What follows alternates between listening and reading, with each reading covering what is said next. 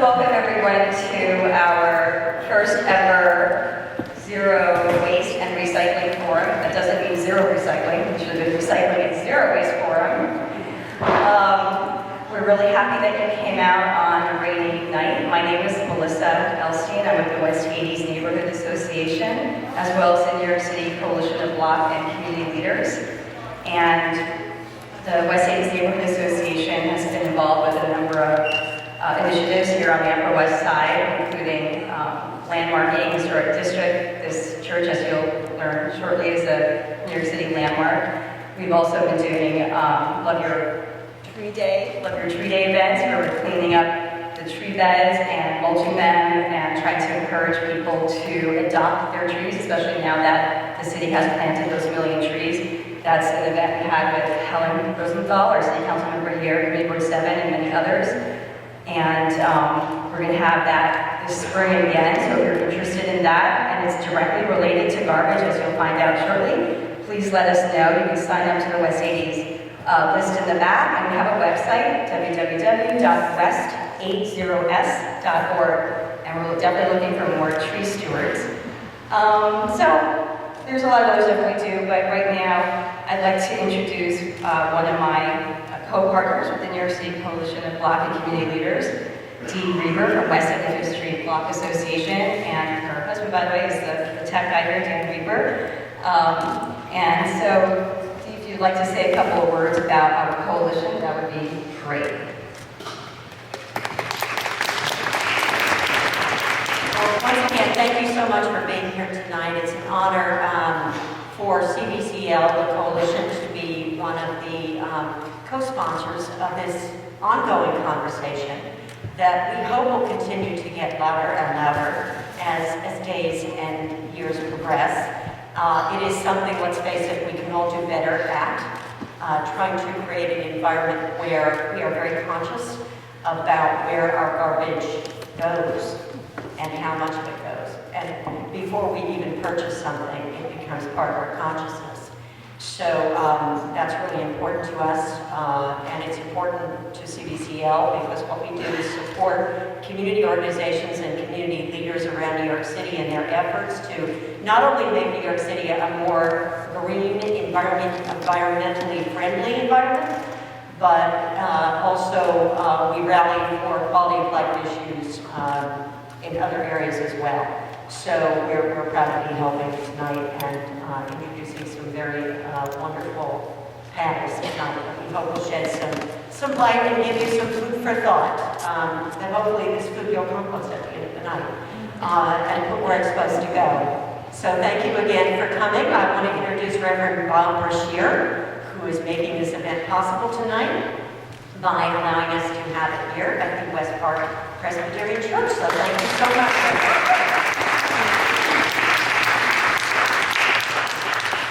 Thank you very much. I am Brashear, as pastor of West Park Presbyterian Church. I do want to welcome you here to our church tonight. Since we reopened this building in 2011, we worked very hard to try to make this a place where we can bring the community together for a whole variety of activities. Our basic mission is in finding the intersection between ethics and aesthetics and beauty and justice, and we're working to create a new 501c3 that will help us do that work, called the Center West Park, which will be for the transformation of individuals and of society through arts and culture, through social change, intergenerational education, and spiritual exploration. We've had a lot of changes since the new year began. We've done $250,000 of repairs on the other side of the building, and I'm very excited about that. Nevertheless, as much as needs to be done, as you'll see from the scaffolding that's still out there, and we hope that together with you, our neighbors, we'll be able to work on that. We're reaching out to you to help us do that. And you can find ways to do that on our website, westparkpresbyterian.org. You can also find us on Twitter and Facebook and Instagram, and photographs from tonight can be found on #ZeroWasteNYC. Coming up in the near future, we're very excited. If you saw the banner outside, or if you didn't, coming in December, on December 11th till the middle of January, we will have one of our resident companies here, the Noche Flamenca, Soledad Barrio will be presenting once again Antigona, which last summer was, in many ways, a go-to event in the city for the summer. And you'll have a real opportunity to see what world-class art is like. We've also added in our resident companies the Shenwei company from China, and every week on a regular basis we've got Syncopated City here, and we also have on regular times community events that involve social events like tonight. And in addition to all that, you know what? We still have church every Sunday morning at 11 a.m. And you're welcome to come check that out because we have some really interesting things coming up in December. Once again, we welcome you here, and we hope tonight will be a night when we find some very concrete things we can do to do what we want to work for, which is a more just, humane, and sustainable world. Thank you for being here.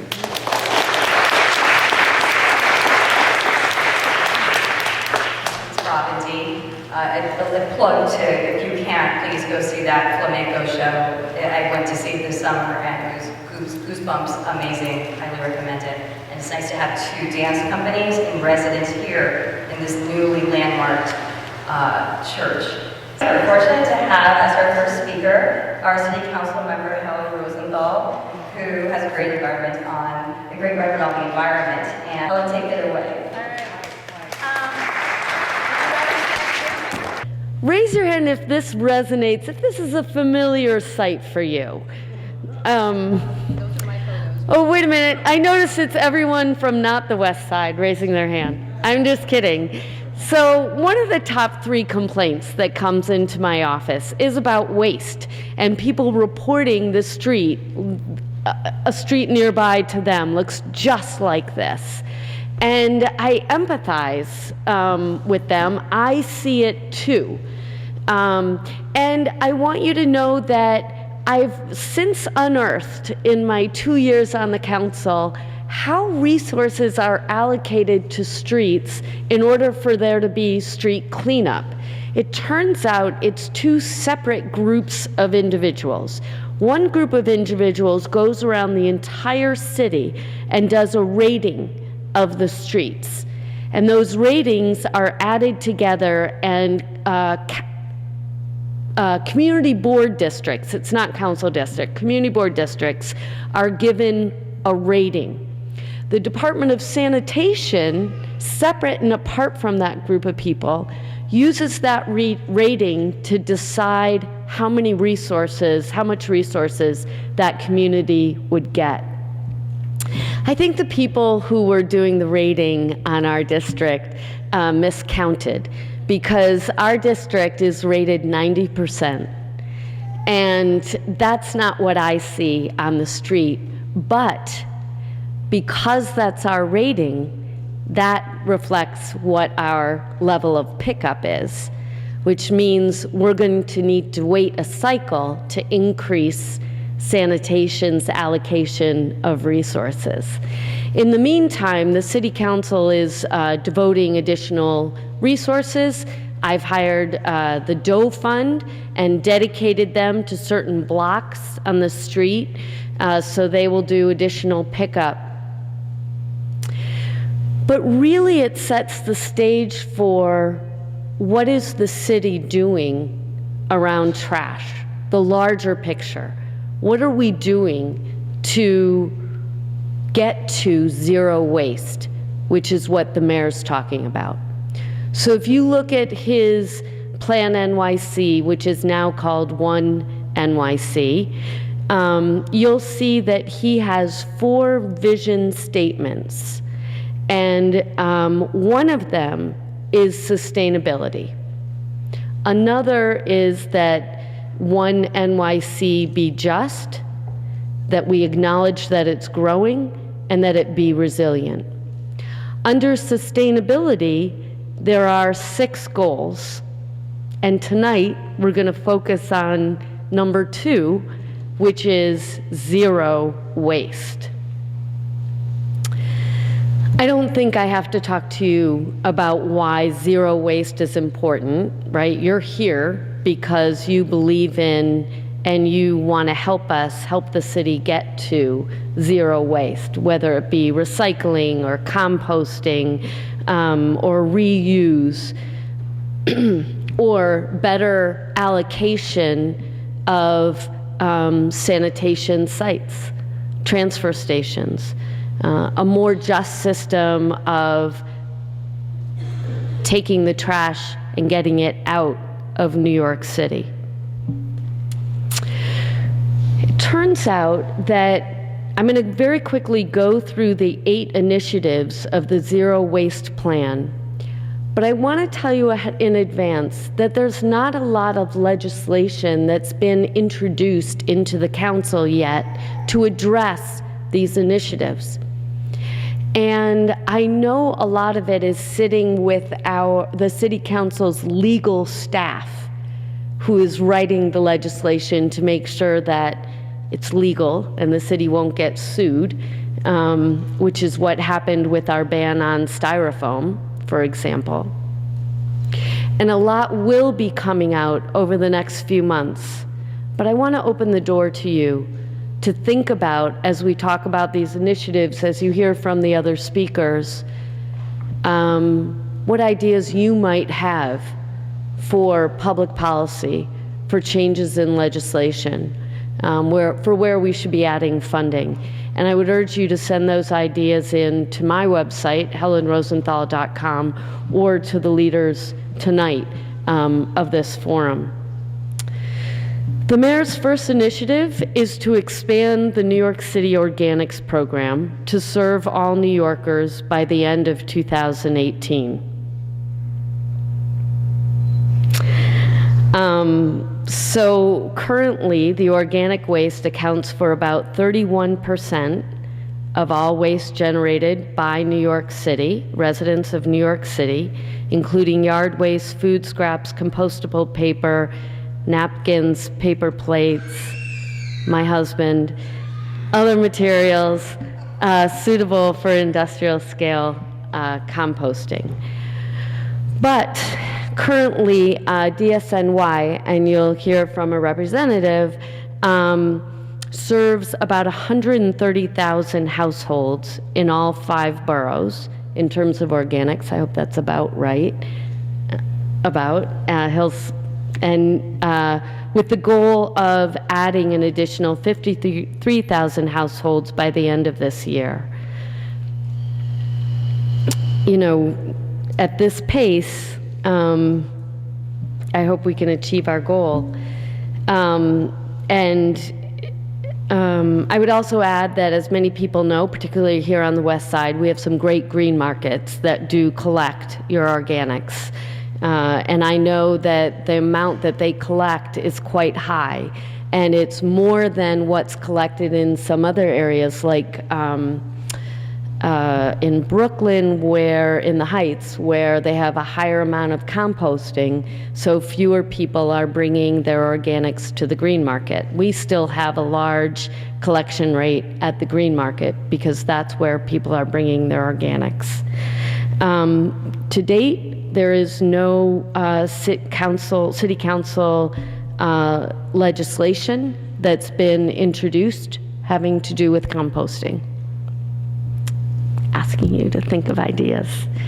Secondly, enhance the city's curbside recycling program by offering single-stream recycling by 2020. This would be great. I hope you might talk about that a little bit. Single stream, as you know, means that all paper, fibers, plastics, metals, and other containers are mixed in a collection truck instead of having to be sorted into separate bins, and it makes recycling a lot easier. Currently, there is no corresponding legislation being considered in the City Council. The third goal is to reduce the use of plastic bags and other non-compostable waste. On this one, as people probably know, there is legislation being considered, and if you would like to have your voice be heard, please pick up a postcard on your way out and send it to the mayor to express your point of view on this. Right now, it's this piece of legislation has been debated already in a first hearing in the City Council, which means that it's waiting for a second hearing where the committee would vote to approve or disapprove, and then it would come to the full council for a vote.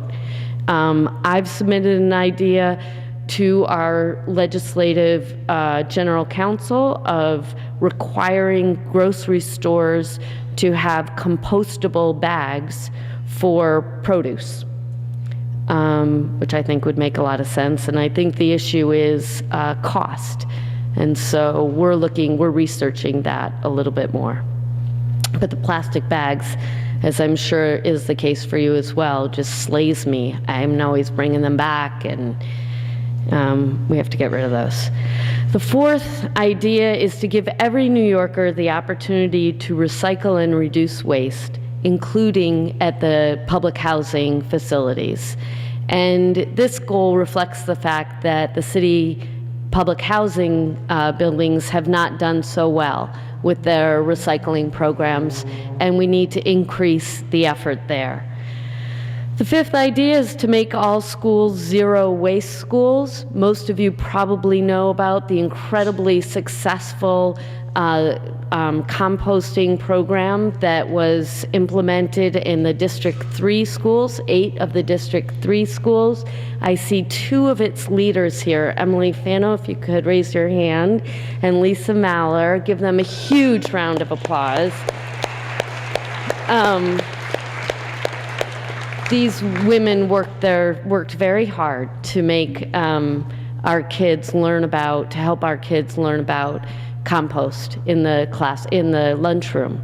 And they really did an extraordinary job. And according to the DOE, they are bringing that pilot to the rest of the city. Next is expand opportunities to reuse and recycle textiles and electronic waste. So we actually do have a bill in the City Council that was introduced in September by Councilmember Espinal to require a higher penalty for electronic waste littering. And the green markets are taking that waste as well. 7, to develop an equitable blueprint for Save As You Throw program to reduce waste, which would establish a financial incentive for residents and businesses to cut back on the amount of recyclable garbage they discard. There's no corresponding city council legislation with that one. And lastly, the goal of reducing commercial waste disposal by 90% by 2030. There is a city council bill with that one. Councilmember Koo has a bill to increase fines for failure to comply with commercial waste disposal policies, which was introduced in May 2014. I want your takeaway thought from this to be that the sustainability, the zero waste goals are policy goals, but they're only goals so far. And we need to together work to create ideas, to create real guidelines and mandates for achieving those goals, and routine reporting and updating of it to see how we're doing in achieving those goals that we don't have yet. And we need everyone here to get involved and to get engaged. So I encourage you to do that, starting from what you're doing at home, what you could be doing in terms of advocating on these issues. We need you to come to the City Council hearings when we have hearings on legislation so other legislators can know about your support. We need your advocacy with the postcards that Dee and Melissa have in the back of the room here. And we need you to keep holding forums like this to keep city government's feet to the fire. Thank you very much. I actually have to go to a Community Board 7 meeting about a possible street redesign of Amsterdam Avenue, possibly bringing in a bike lane. So I'm going to run off to that. Okay, that was good feedback. And I'll get notes from Melissa. Thank you all very much. Thank you, Helen. Good luck at that next meeting. Also, there's a great website called BaggettNYC. I think it's .org, maybe .com.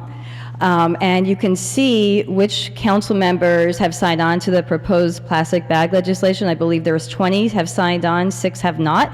So on that website, you can also click a link, and it will send automatic petitions, both to the mayor and to the speaker. So it's a great resource, and you can also photograph plastic bags and then hashtag it and Instagram it, and there's a map that shows how many plastic bags people are finding around the neighborhood. So great resource. Great. Thanks. Thanks so much. Bye. It was great to see you. Good to see you. Bye. Just want to I will be thanking all the sponsors soon, but I also want to take this moment to thank Lisa from 350.org, New York City, also a main organizer, and her colleague Catherine for creating these beautiful, we will definitely reuse these because I hope we have a forum like this again with these speakers, so we'll save them. Next, we're going to hear from Eadaoin Quinn. A number of us, and I take this opportunity to thank UFA, Ling and Beth and Ellen over there and Meredith. We did a tour of the Sims Municipal Recycling Facility in Brooklyn, and on our walk, and Lisa was on that as well, on our walk from this recycling facility, which was fascinating, by the way, I highly recommend this tour.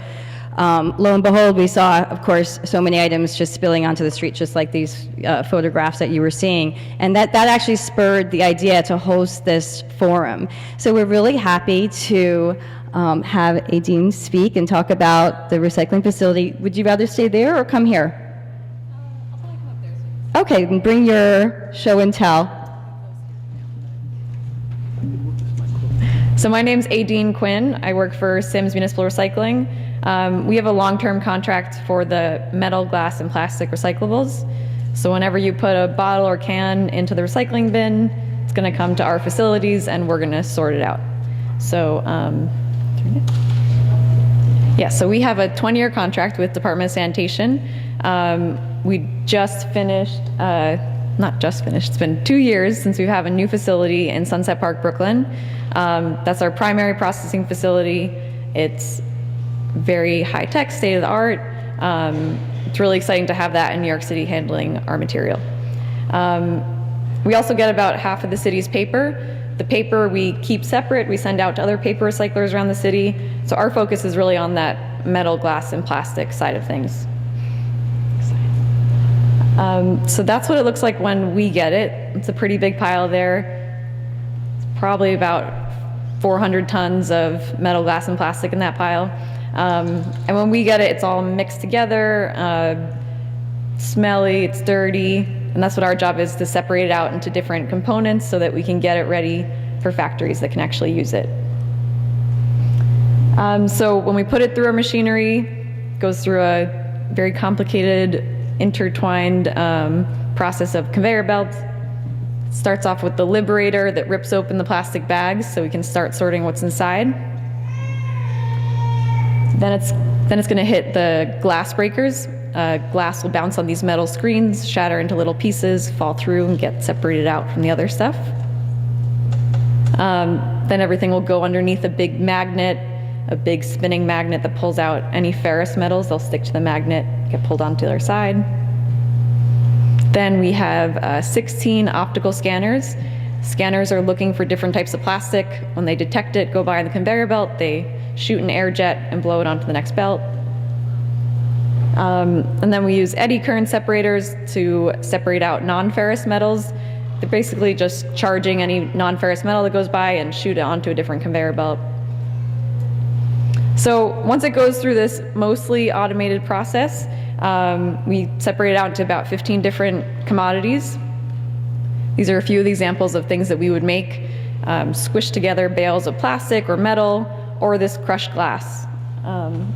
Make a few other things, but that's kind of the idea. These are our products that we're making, and this is what we're selling to factories. A few examples of next steps things might take.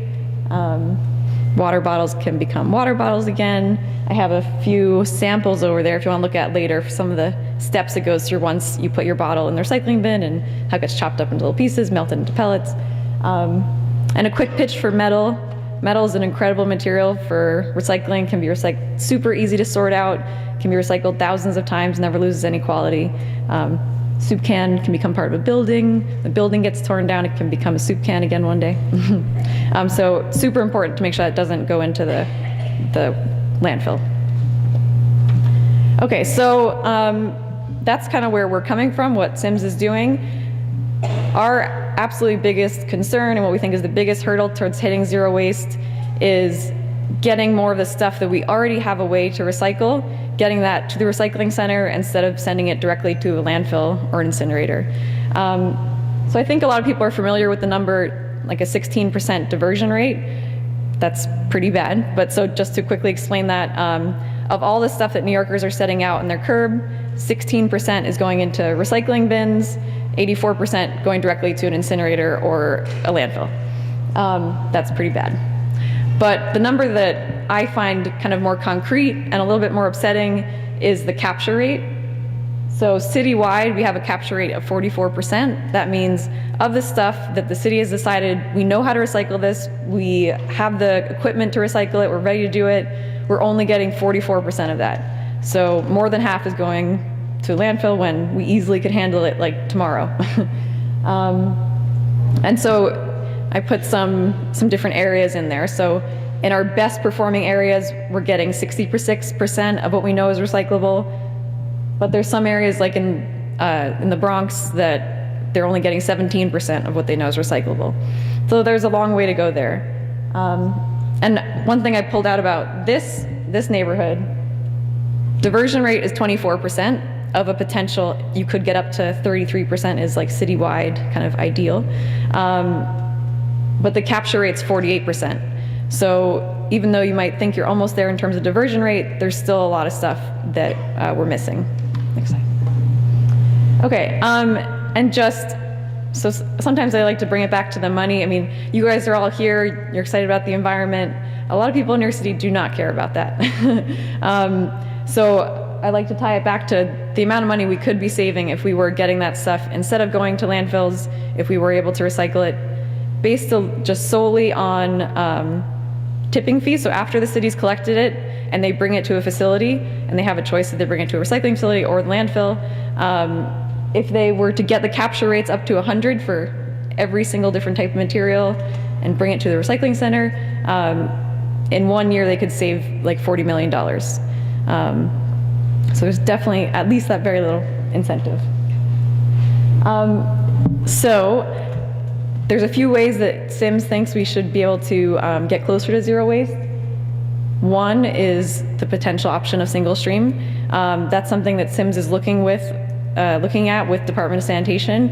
It's on the table right now, but there's still a lot of figuring out how we would make that happen. We have a dual stream facility right now set up for the metal, glass, plastic.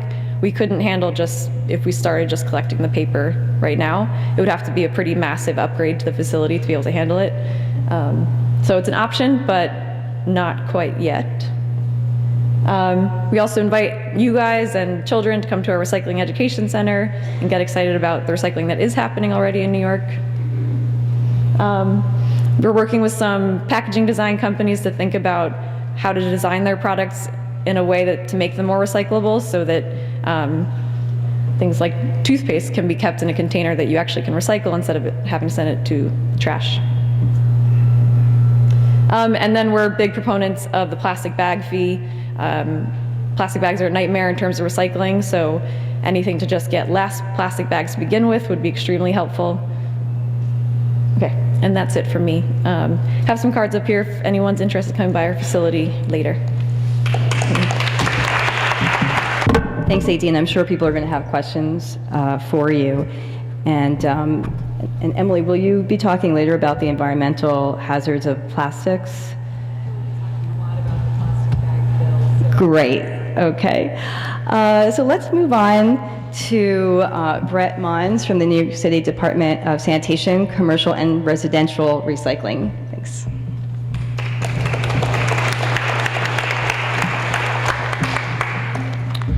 Thank you.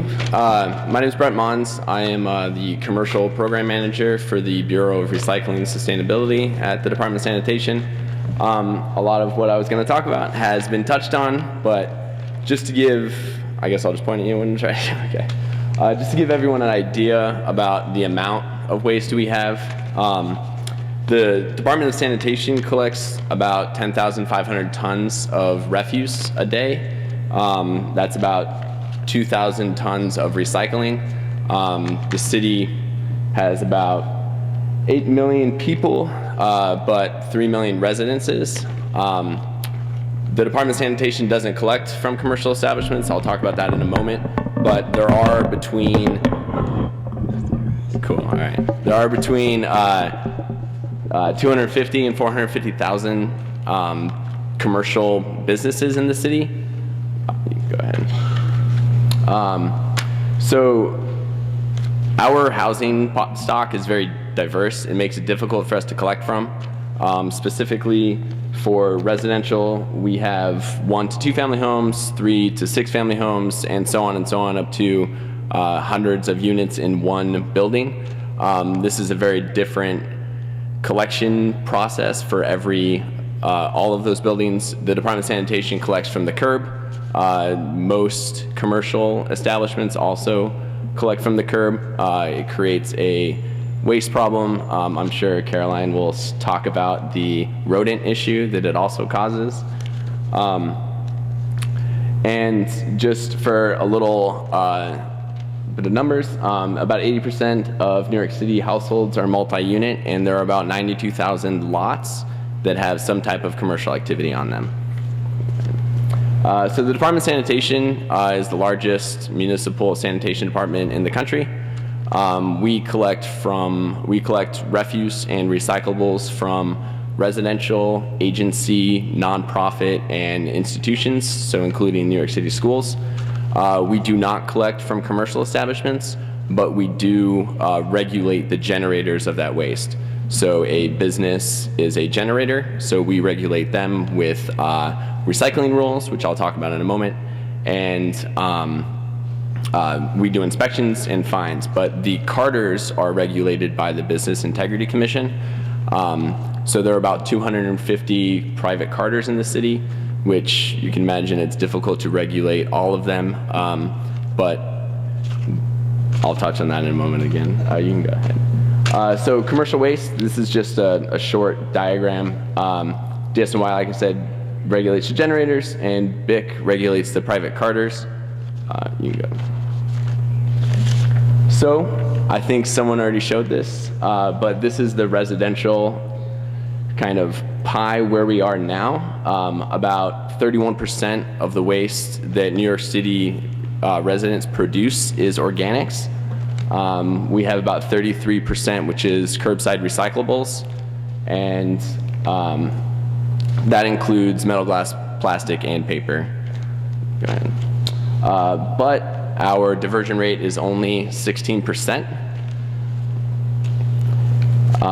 The commercial side is very similar. There's about 35% of the commercial waste, which is organics, and about 37% is paper, which the commercial side does a pretty good job of actually recycling the paper. Paper has a lot of worth, especially corrugated cardboard, but the organics is what the city is really going after now, and I'll touch on that again. You can go ahead. But similar to the residential side of the materials that are recyclable, on the commercial side, we're only capturing about 26%. There's about a 26% diversion rate. Councilmember Rosenthal touched on these a bit, but I thought I would update on some of the numbers. So we are expanding the organics program every day. The single stream, we are actively looking into that. We're studying it. It takes a lot of research, and there are some issues with our what happens to it after we collect it. So we're working through those issues with Sims now. I think someone else will touch on plastic bags, so I'm gonna skip that. To give all New Yorkers the opportunity to recycle, this is mostly about NYCHA, and we have actively started to get NYCHA buildings set up to recycle. That includes getting them the containers, also all of the education. So far, and this is just as of September, we have about 46 NYCHA developments that are recycling, that have had the education, that have the tools to do the recycling, and we are collecting from them. That accounts for about 64,000 NYCHA residents. In the e-cycle program, we have about 464,000 households that have access to the e-cycle program, which is a high-rise, in-your-building electronics recycling program. We have a private partner that it's actually paid for through the manufacturer, so the city, it doesn't really cost the city at all. We have a refashion program, which is for textiles. We have about 100,000 households that currently have access to that program, and every day we're adding more. I should move quicker. Go ahead. So this is just how many buildings and how many households we have in the organics collection pilot. We have reached about 190,000 households. In commercial organics, the city passed Local Law 146 in 2013, which requires the Department of Sanitation to make a determination once a year of what subsets of businesses will have to comply with this law. Right now, we think for this next year, we have identified 4 different types of businesses, and it'll be about 50,000 tons a year. This is just a timeline. I'll skip over that. Thank you.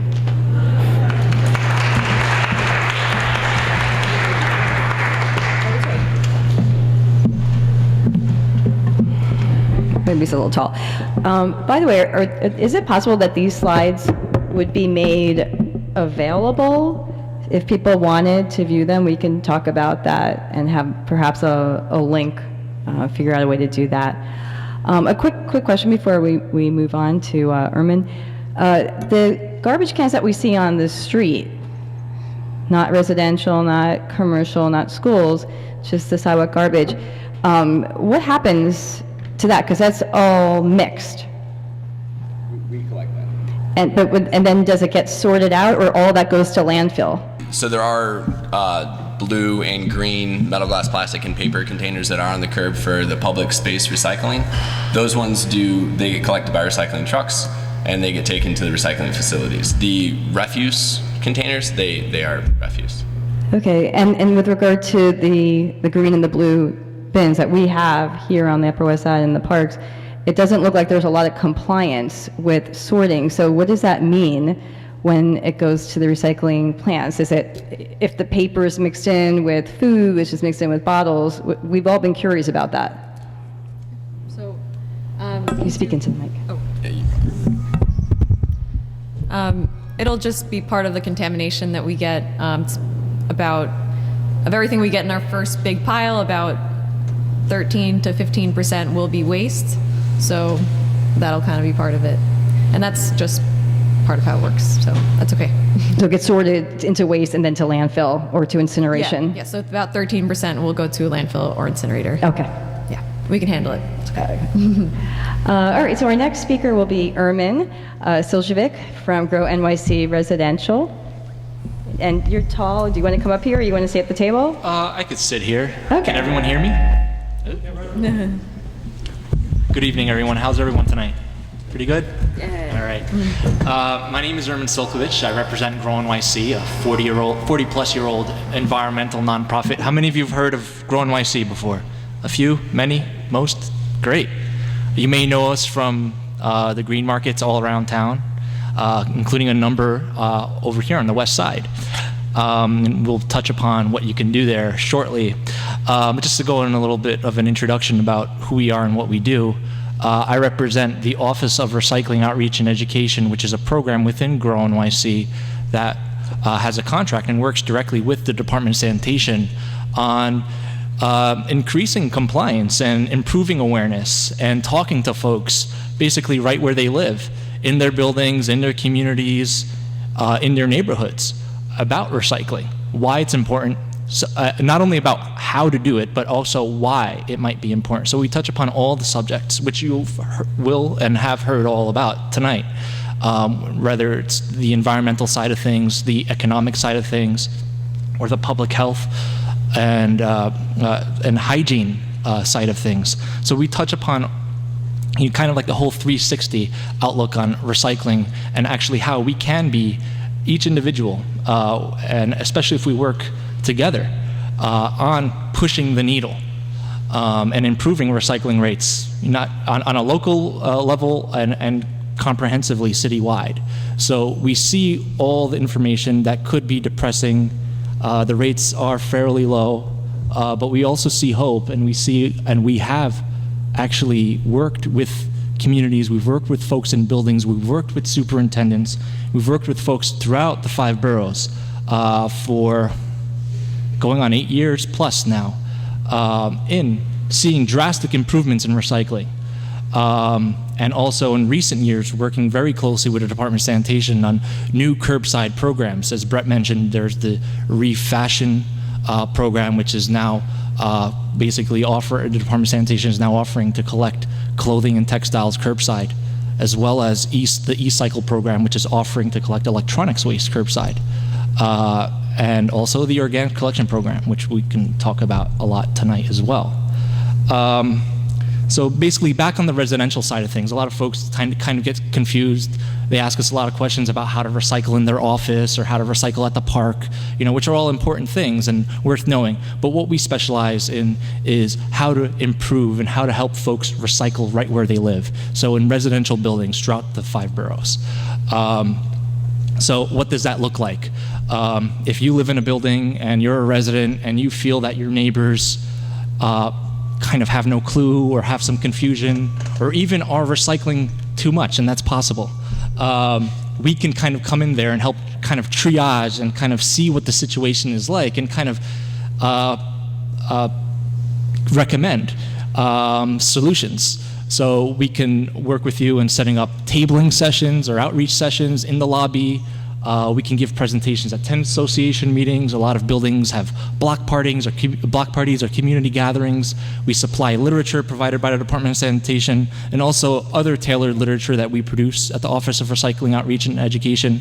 And I would just like to, before you leave, we have a number of pieces of literature up at the table before you leave at the exit there, and I'm sure many folks here, as well as myself, have literature pertaining to a lot of the information that I spoke about here tonight. Some of you may find yourself in a building where you think the supers aren't doing the right thing, or the staff people, or that we can help work with you and the staff and the superintendents in your building. Basically talk about the recycling rules, what the law is, and also interject some best practices on how to potentially reduce pests, by proper maintenance of bins, providing proper signage, especially updated signage. How many of you are aware that we've revamped, or the Department of Sanitation have now, and working with Sims, of course, increased plastics recycling to now receive all rigid plastics. You all aware of that? How many of you are still on bottles and jugs? I just want to let you know, we're not going by number. We don't go by the plastic resin code here in New York City, so some of you may have that question, which number should I recycle? From then until to this day, we're not going by that. It is just rigid plastic, so if you have any hard plastic, whether it's a Chinese takeout container or a kid's toy or a bottle or a jug or whatever, if it's rigid, it can go in the bin, in the metal glass plastic bin. Again, tip card and also DSNY checklists at the table. What else do we do? We also talk about reducing waste, right? So what's a step even beyond and even better than recycling is waste reduction, right? So Department of Sanitation has the Reuse NYC program, and we have a brochure showing all the different outlets throughout the city where you can donate all types of material, like the things that you don't know what to do with, like the hardcover books, right? Kids' toys, pots and pans, other things that you think shouldn't go in the waste or even the recycling, but you think might have a home. This packet has a lot of those resources in it. I also want to let you know of a cool program that we run at GrowNYC called a Stop and Swap program. How many of you have been to a Stop and Swap? A few of us? Yeah, we got to get one here very soon because it's a special program. It's a fun program. It's a very community-oriented program, and it's one that happens to prevent a lot of waste from going into the landfill, such as we talked about housewares, kids' toys, books, hard-to-recycle items can be brought to this event, and folks can come browse and take whatever they want, all absolutely free. You don't have to give to take. A lot of information on that. Again, we have a link for it on our website, GrowNYC.org, and we have some flyers up front. So there are many ways to prevent waste and reduce waste at its source rather than having to, find the right recycling bin. I want to touch base about the organics collection program because it's a new program. It's something that we've been doing, started up relatively recently, and we've all read about, the programs, the institution of the organics collection program in the outer boroughs. But I want to let you know that it's alive and well here in Manhattan. We're doing it in multi-unit buildings, and it's possible. Over 200 buildings to this day that are multi-story have enrolled, and next year we're going to ramp that up and try to promote and get folks to enroll. It really is easy. It's possible, and your mind might be blown by how much you can divert once we get that program going. And I want to say, we've seen anecdotally, there is no official study, but I've seen personally that folks, once organics have been instituted in a building, that folks start to go back and revisit the recycling and say, hey, where do I put XYZ now?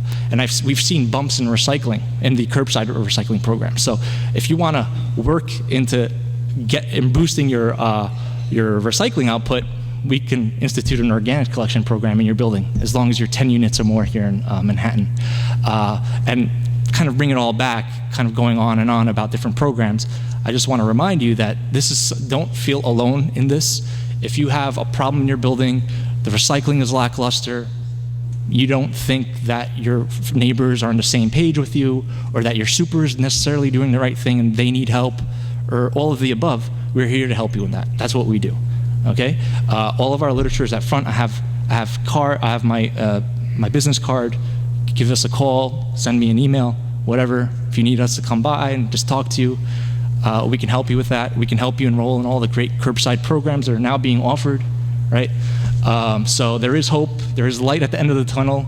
We can start here. We can start tonight, going into next year, and just really turn the page and really do what we have to do in making sure that we increase diversion, right? And all the benefits that we get from that, right? And I'll leave it at that, and I'll let everyone else go.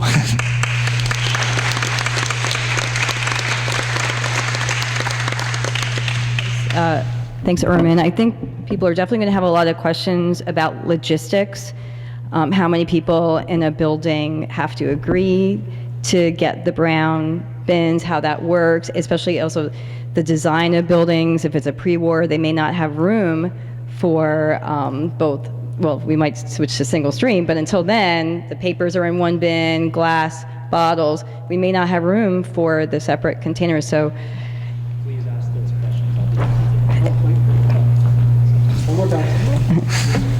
I'd be happy to entertain all those questions. So, and the other thing that we can touch on is, I think people are confused, including myself, with the title. The word organics recycling is basically food scraps excluding meat.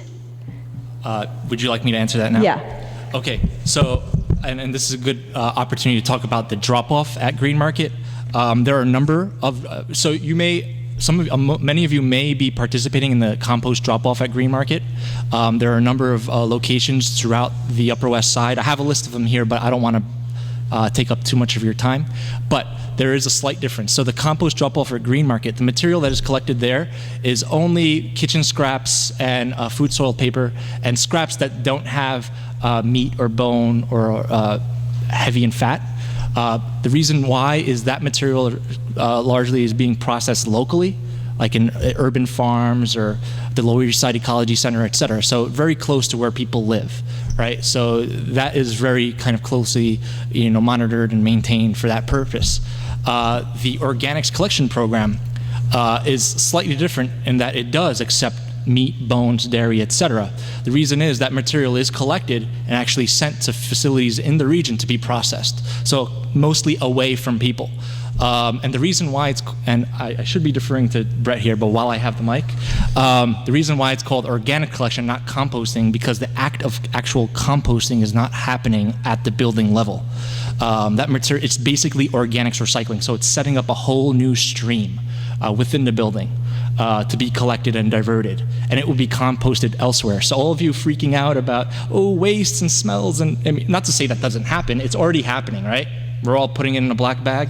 So there's still gonna be some smell to a certain degree, but the act of composting is not actually happening on site, it's being taken, and in Manhattan, 3 days a week, okay? Taken away from the site 3 days a week to a facility in the region to be processed and composted. So that's the difference, is that clear? And I guess since you have the mic, you might as well talk about how does a building sign up? How many people have to agree? Does a super have to be on board, or is it the tenant association or the condo board? Like a little bit of the logistics. And I also, somebody did email in a question saying their building wanted to sign up, but there's a waiting list. Is that true? Okay, so what do you need as far as approvals? So if you're a property manager, if you live in a rental, the property manager of that building is basically the person who signs off and says this program is happening. If you live in a condo or a co-op, basically as per most co-op and condo board rules, the majority wins. So if 4 out of 7 want to have this program, technically it can be housed in that building. Now, is it a requirement for everyone to participate at this point? No, because it's a pilot program. So technically, if one person is the only, one unit is the only unit participating in a whole building, it's technically possible that they can enroll and it'd be fine.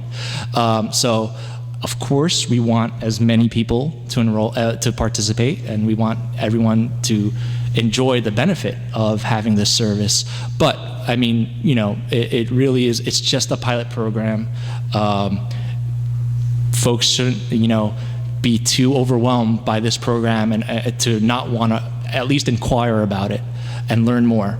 And there is a solution for every building, especially for recycling. Since it's the law, we have to find a solution. And just in the 2-year span, especially working with Brett and folks at the Department of Sanitation, we found solutions for many building configurations. And if you have a weird type of layout, I'd like to see it and see if there is a solution. That's part of this being a pilot. So we want as many people to inquire about it, to see what the program entails, and we want to work with you to help set it up to work at its best in your building and development. So, Great.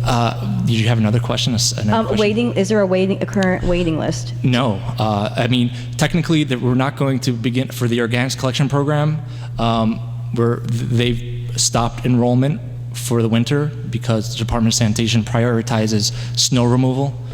So we want to just really put that, adding a whole new program on hold until around next spring, and we're going to see, and stay tuned, but there's going to be a rapid ramp up of this program. So be ready, submit your inquiries online. I don't have the exact link, but just look up inquiry form organics collection program, Google it, and just submit your building.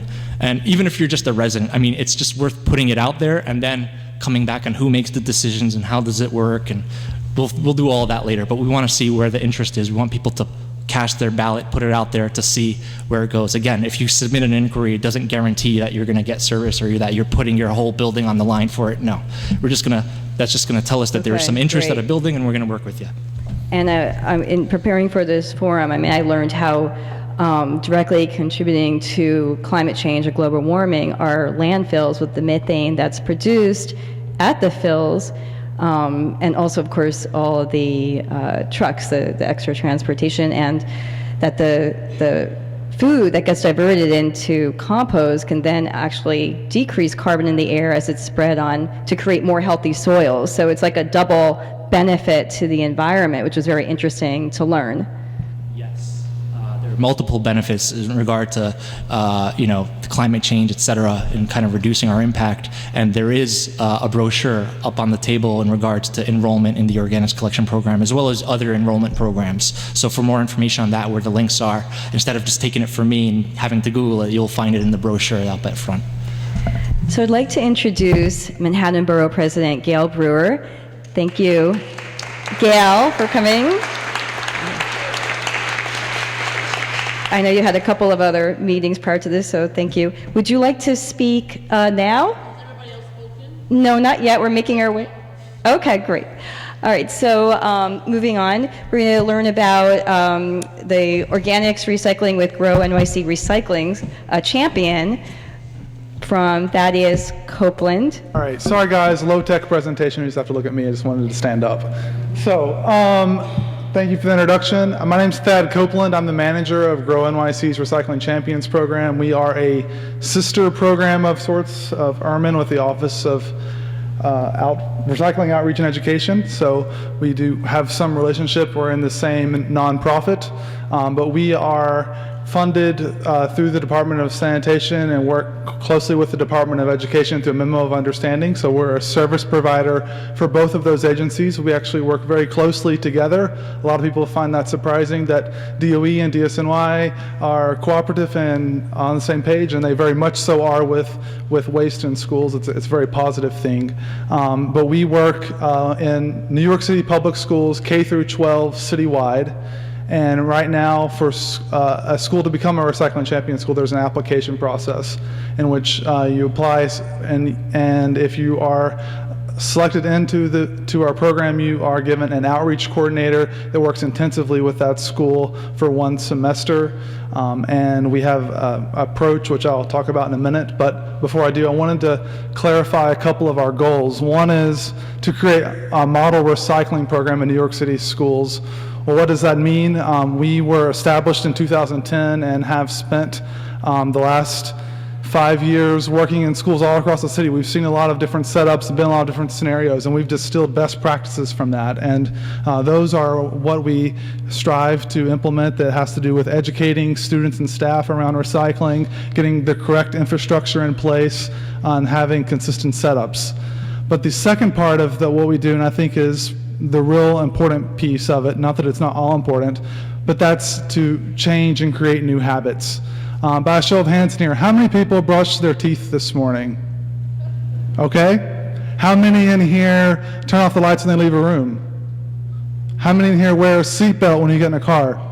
Okay, these are all positive habits that you probably learned at a very young age. I hope you all learned to brush your teeth at a very young age anyways. So we like to think of recycling as being another one of these positive habits that is crucial for young students to learn and to master at the earliest moment. And so what we are doing is not only by creating a model program in a school, but we're trying to create a culture shift in the city around this. The idea being that what is learned at that young age is not only maintained, so you're creating a lifelong recycler, but they're also taking it home and teaching mom and dad and grandma and grandpa how to recycle. And students are sponges, especially the youngest ones. But we've found all the time when working in schools, it's not the students that are the hard ones to get on board or to teach, it's the adults. And so we've developed some very effective models working with and creating student-led green teams to lead these efforts in schools. And that's, again, another best practice. So when you are a recycling champion school, what this essentially means is, I said earlier, you're assigned an outreach coordinator. We currently have 5, but we're expanding to 9 outreach coordinators. We're in the process of having our funding renewed with the Department of Sanitation for 4 more years, and we'll be doubling our staff so we can expand our reach in the city. But what that means is there are key elements of our program that we want to achieve in every school we work in. That is, of course, most importantly, educating the entire student body about not only what is recyclable, but why it's important and how to do it correctly.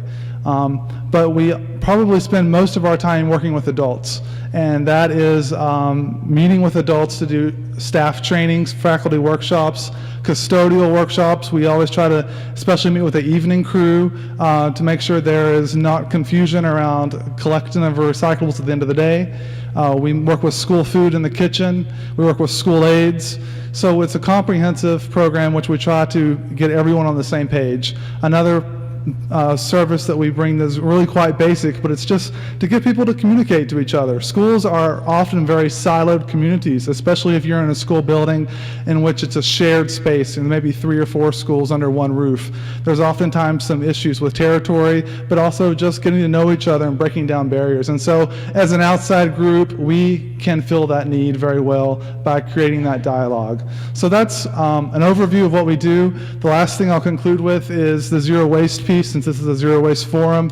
When we're talking about zero waste in schools, there's been studies by Department of Sanitation, waste composition studies, that show that 90% of what a school throws away can be recycled or composted. That's a huge percentage. That is zero waste, 90%. And what that looks like is 40% is a form of food or food soiled paper. If you've ever been in a cafeteria or been around students that are picky eaters, they don't eat a lot, they throw away a lot, they're also given portions they often can't eat, which unfortunately is wasted. So that's one area. The second component of the waste stream, the other 40% is paper and cardboard. No surprise, schools generate a lot of that. And then 10% is the blue stream, which is your metal, glass, plastics, and cartons, your milk cartons, beverage cartons, and things like that. So that's the 90%, and that's the goal when we're talking about zero waste from a school lens. I think I'm ahead of schedule. So, Public and private schools? so we're only funded for public schools, but the core resources we offer on our website, that the idea is, because obviously there are 1,800 schools, we don't have the capacity to be in all of those. So the best practices are on the website. There are PowerPoints you can modify, templates of classroom presentations you can modify. I'm happy to give you we can have a debrief and give you some pointers as well. But unfortunately, as far as having an outreach coordinator, that is just for public schools. Oh, sure. It's grownyc.org/RCP for Recycling Champions Program. So /RCP. Yep. And I think that there's also a Green Schools Alliance that has a link of a lot of the private schools, because I did go to a plastic bag conference at one of those schools. I think it was Hewitt, if I recall. And those, they probably have their own, each school probably has their own policy, but they have to do certain things to be a green school. So it's a Green Schools Alliance, and maybe Emily knows a little bit more about that. All right, let's switch over to good friend, Carolyn Bragdon, the Department of Health and Mental Hygiene.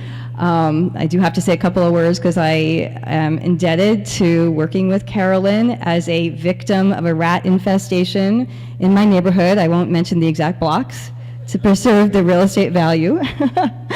But working with Carolyn and bringing the other buildings together and the businesses, we were able to eradicate the problem, which was a nightmare, I can say that. So I really think the world of Carolyn. She was a recent recipient of a prestigious Sloan Award, and she is a wonderful person. So it's a pleasure to introduce you.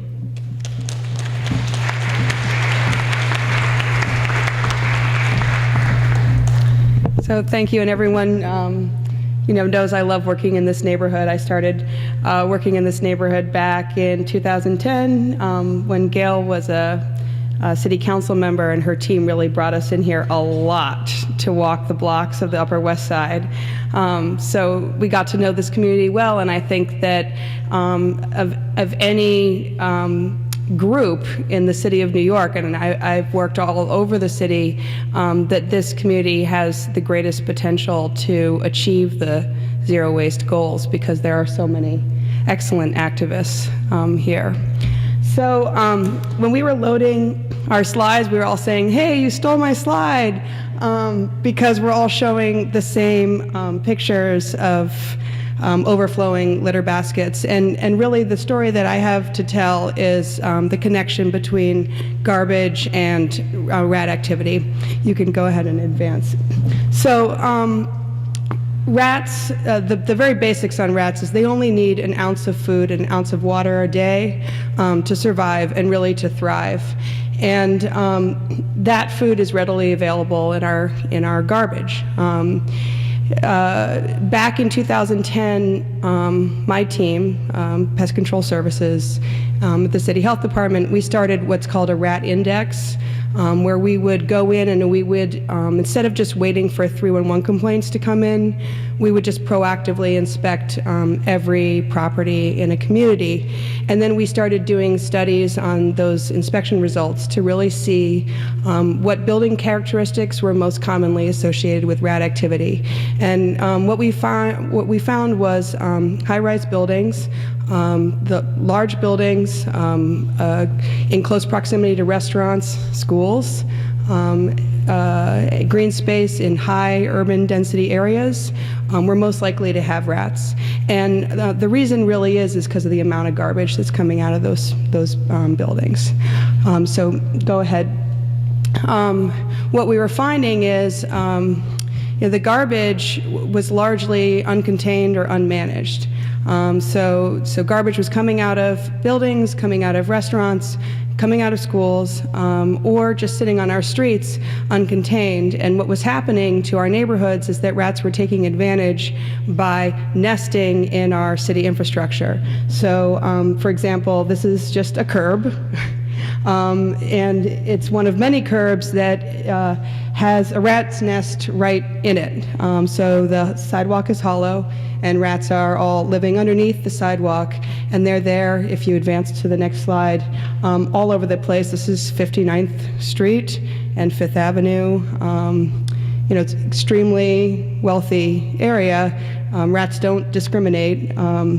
But they are there. I could show a million pictures across the 5 boroughs of this reoccurring phenomenon of rats actively living in our infrastructure. And the reason is, if you go to the next slide, is because of where we place our garbage and how we place our garbage. Placing garbage in around street trees encourages rats to nest in street trees. Leaving garbage uncontained for long periods of time on a curb or next to a sewer, placing a city litter basket next to a catch basin where it will continuously leak and spill into that catch basin or sewer opening, that all encourages the nesting of rats.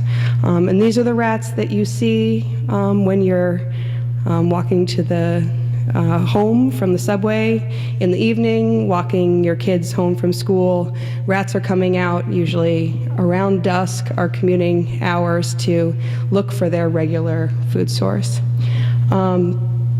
I can keep flipping through our pictures. This is right in front of a school that we worked with. Thad and I worked with this school for a long time. I won't say which school it is, that had a really difficult garbage situation, and rats were just all nesting all along the curb area and the tree. And again, it's a story that we could tell over and over again. Over the years, we've been working together to try to figure out, well, what are the solutions? Because there's a lot of, I think when I first started thinking about this problem and the relationship between rats and garbage, we really didn't have a ton of resources. We kind of say, well, uncontrolled garbage is causing the rat problem. And 5 years ago, when I first really started focusing in this neighborhood, it was frustrating that we didn't have a lot of options. You can advance to the next slide. But I think now the city does have a lot of resources around garbage management, and we've come leaps and bounds in the time that I've been working for the city, and there are more leaps and bounds in our future in terms of garbage management. So the first is, if you're looking at street litter baskets, we've all recognize the deficiencies in, for example, the mesh baskets leak. And we call them buffets for rats. I mean, they're usually just feeding sites, but Department of Sanitation did design a new trash can that is much more rat resistant when used properly. Our challenge now is to make sure people keep the doors shut. If they're foraging for recyclables, they need to shut the door again. But this can is a huge improvement over the original models, and we're beginning to see them throughout the city, and I really am excited to see the difference. You can go to the next slide. The other option that we've been studying over the years is the solar compacting big belly can, and these cans are highly rat resistant because the waste is completely containerized. And again, when I first started working, we had like 3 cans that we purchased in the Bronx that we were studying. They were the only cans around, and now I go and I see them in parks throughout the city. I think soon, Verdi, Gale made sure there was funding available to make sure Verdi Square got them. That was an area where we had really seen a direct link between uncontrolled garbage and rat activity. So I think there's a real, and business improvement districts are starting to look into funding these. They do cost, you can go to the next slide.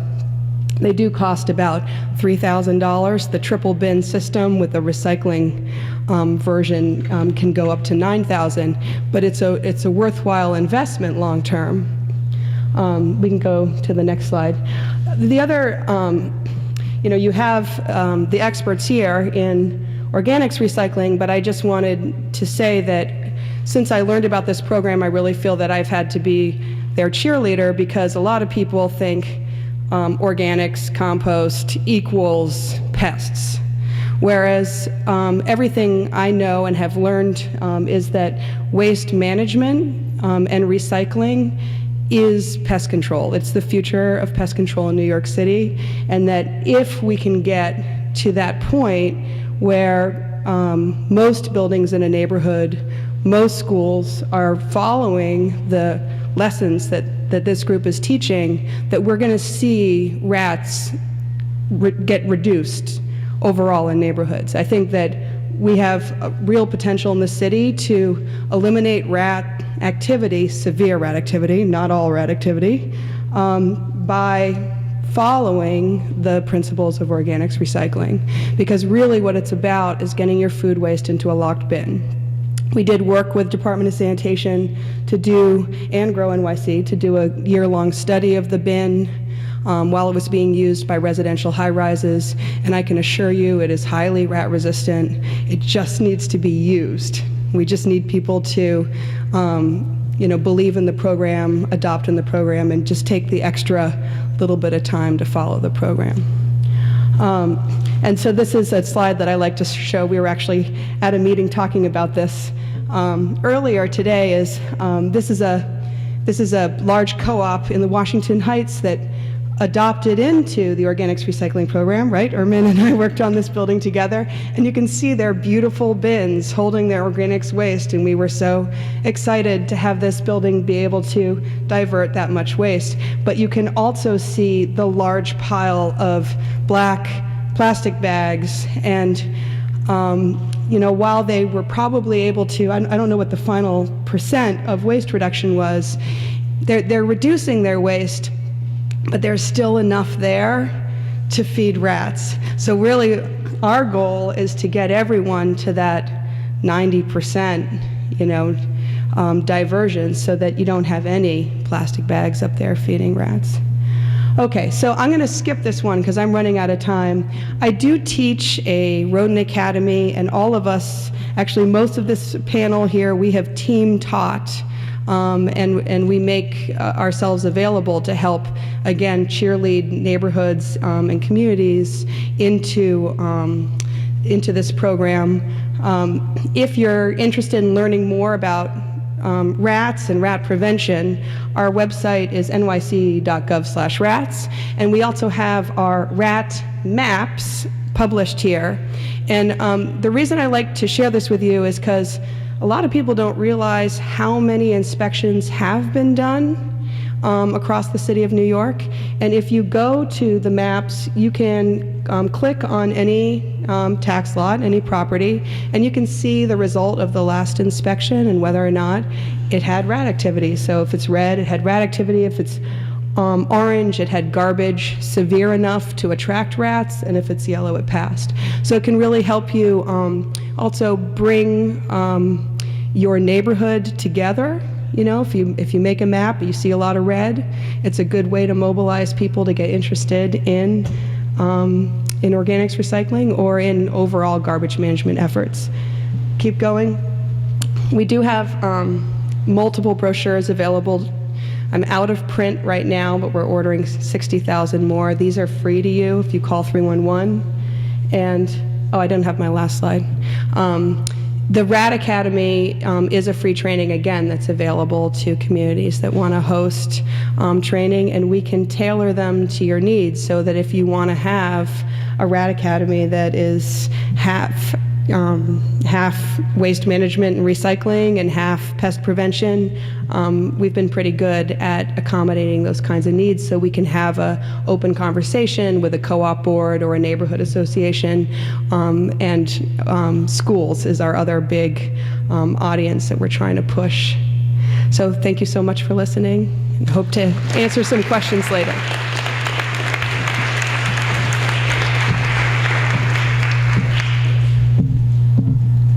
Yeah, and I do recommend the Rat Academy. It really did work, and also the walkthroughs. We were in our neighborhood able to change the container system, in addition to some of the tree well issues. And it seems like the garbage and the tree issue is somewhat related. That's going to bring us to Emily Maxwell in a moment. But I mean, we have this green infrastructure, this ready-made green infrastructure in the city with the tree beds.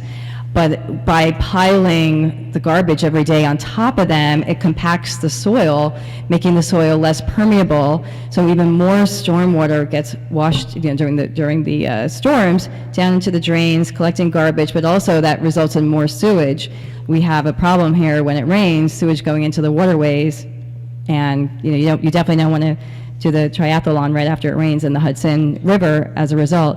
So, we would love in our tree project, we would love if there's some way to have incentives for even creating tree guards around the trees and work on the permeability and reward buildings that are doing that. And also there'll be less burying of the rats. So it's all kind of related. Anyway, that takes me to, from the Nature Conservancy, Emily Nobel Maxwell.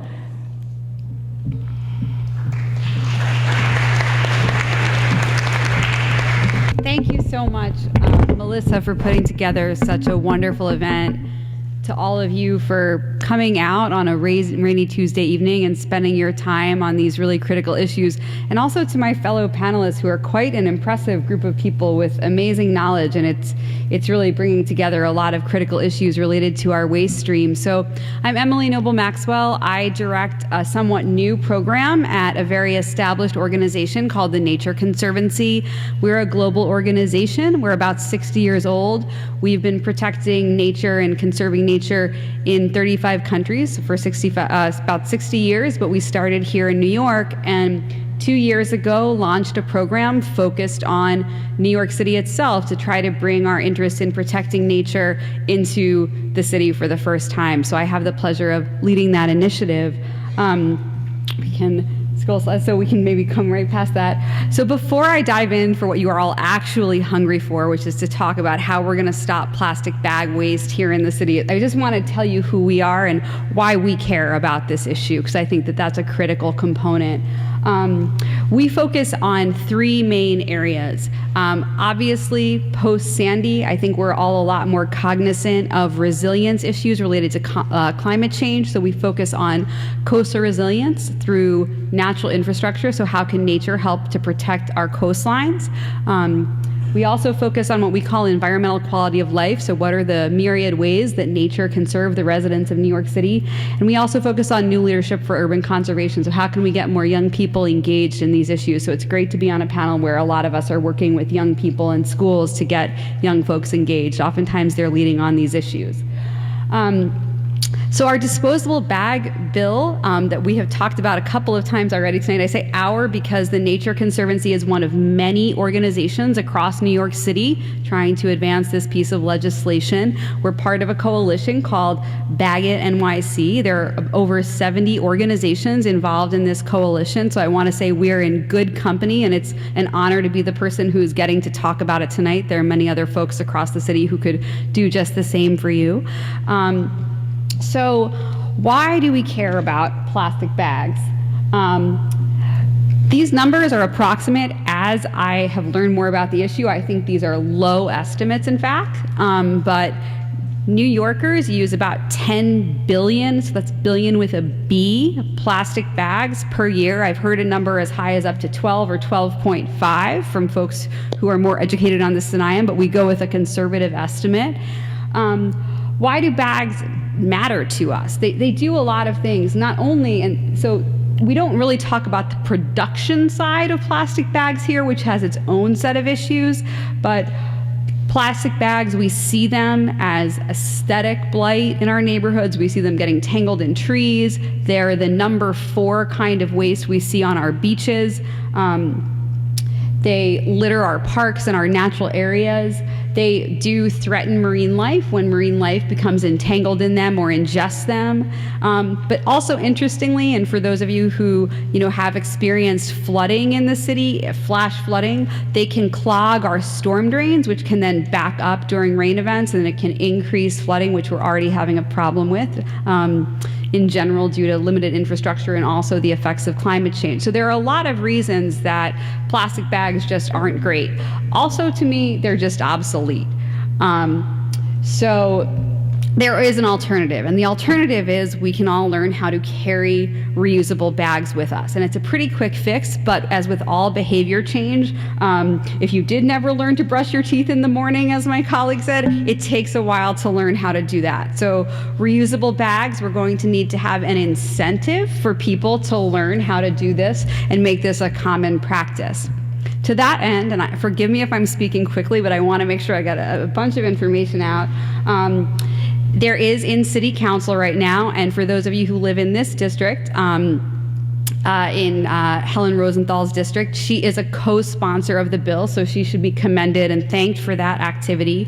There is a disposable bag bill in City Council currently. The bill essentially puts a fee onto disposable bags, and I say disposable because it includes both plastics and papers, because the behavior we want to see be different is that people use reusable bags and not just replace one disposable product with another, even if one might be a little bit better in certain ways. The bill essentially covers retail and grocery stores. There's a ton of information on a website, but I'm going to run you through some of the basics. There are exemptions. So pharmacies, for example, are exempt. And you see a list of other exemptions here. So we can go to the next slide. So why is passing the bill important? So I told you all of the problems with plastics, but not only can it help us have cleaner neighborhoods and oceans, it can also help save the city money. So we spend about $12.5 million per year carting and disposing of plastic bags. Additional to that, there are people who will tell you plastic bags are recyclable. I have a recycling expert in the room. I will defer to her on this. But from what we have learned, what EPA says, it's not really happening. So with maybe 4% of the bags out there going into the recycling stream, about 1% are actually maybe being recycled. So we can carry on to the next slide. I want to run you to one more slide because I want to ask you to take an action here because I think this is what matters. So for those of you who live in this district, you can easily thank your council member. For those of you who live in other districts, I want to encourage you to call your council member and also the mayor's office and let them know that you are in support of this bill. So this is me doing a little bit of grassroots lobbying right now, but if we can advance one more slide. If your council member is one of the people on this list, they are already supporting the bill, so feel free to give them a hearty thank you for that. If they're not on this list, I want to encourage you to reach out to them. So thank you so much for your time tonight, and happy to answer questions as possible. Thanks, Emily. I recommend, this is a really interesting read, Garbology by Pulitzer Prize winning author Edward Humes, and he talks a lot, and there's movies as well, documentaries that talks about the problem of plastics in general, and how most of you probably know this, but how in the oceans now there's in some cases more plastics than there's actually phytoplankton. And the phytoplankton is kind of like the rainforest of the ocean. It's the second lungs. And we don't know yet the effect, what's going to happen for climate change with this plastic soup. So plastics, it's this garbage patch that they talk about. It's not like you can pick a bottle here and there. The plastic starts degrading and degrading into smaller and smaller pieces, and it creates this really difficult, mushy soup that they have not figured out a way yet to clean up, and it's growing. There's 5 gyres. There's now a 6th one in the Arctic being one of the most polluted now as a result. And why is this important? Why do we care? Well, this week an article came out about sea salt being contaminated with plastic. I don't know if anyone saw that. It also, of course, affects the fish that we're eating. And the plastics in the ocean absorb these other contaminants that are man-made, solvents and paints and other really horrible toxins. They're called POPs, and the plastics are absorbing these toxins. So we don't really know the long-term effects of that either as we're eating swordfish or tuna or these larger. And so many issues, and it's also creating, the acidification of the ocean. So it's a really important issue. So I think that trash and plastics and waste is directly contributed to the health of our planet, to climate change.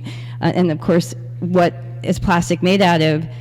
Either gas, natural gas, oil, and chemicals. So there's just so many reasons we could do a separate conference just on plastics. But let me turn it over to our wonderful Manhattan Borough President, Gale Brewer, who was our District 6 City Council member. Gale, do you want to stand here or?